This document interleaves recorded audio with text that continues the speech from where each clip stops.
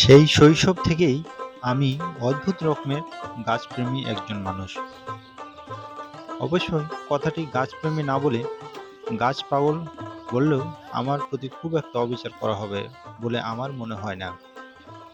গাছের সঙ্গে কোথাও আমার এক অদৃশ্য সুতোর মায়ার বাঁধন রয়েছে, যে মায়ার টান আমি প্রতিটি মুহূর্তে অনুভব করতে পারি।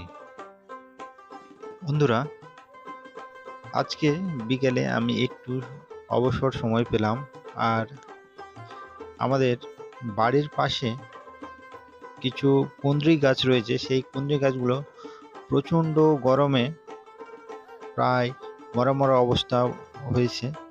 সেই গাছগুলোতে আমি একটু পানি দেওয়ার চেষ্টা করলাম। আপনারা দেখছেন ওই যে টালের উপর যে কুঁদরি গাছটি রয়েছে, দীর্ঘদিন বৃষ্টি না হওয়ায় সেই কুঁদরি গাছটি মৃতপ্রায় অবস্থা। সেজন্য আমি আমাদের মোটর থেকে সেই কুঁদরি গাছে আজকে জল দেওয়ার চেষ্টা করলাম। গাছে জল দেওয়ার সময় আমার ছেলে এবং মিঠু পাখিও ছিল। বন্ধুরা দেখছেন